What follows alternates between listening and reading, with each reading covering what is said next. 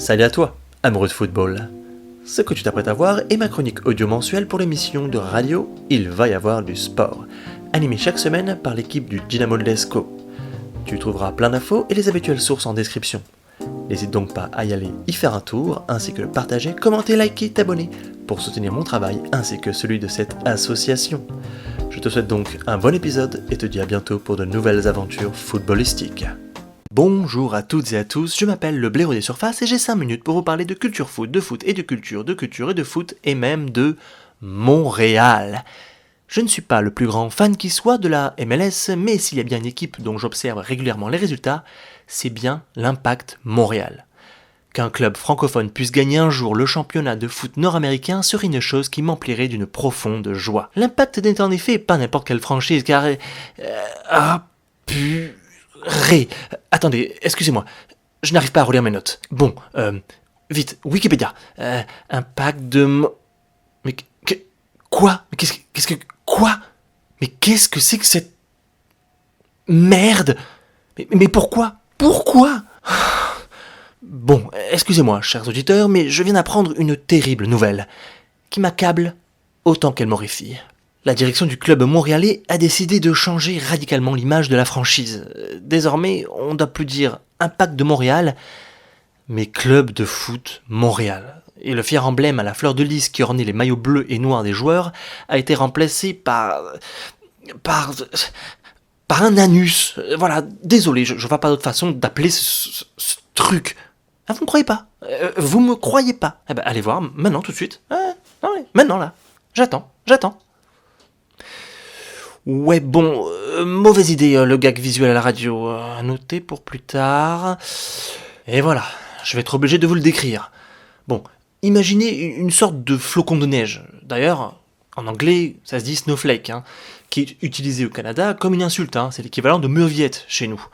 Voilà, déjà, ça part bien, ça vous installe bien le décor. Ce flocon, donc, stylisé façon logo de la région Occitanie, et c'est pas un compliment, est composé quasi entièrement de lettres M, pour merde, j'imagine.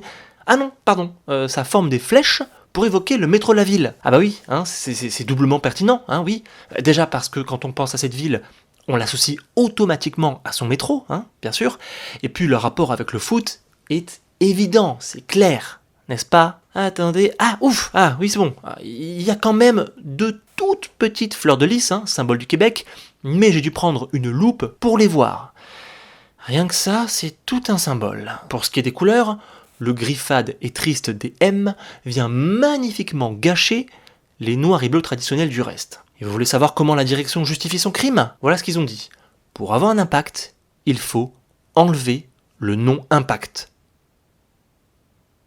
Non, en fait, là, je laisse le silence exprès. Voilà, j'enchaîne.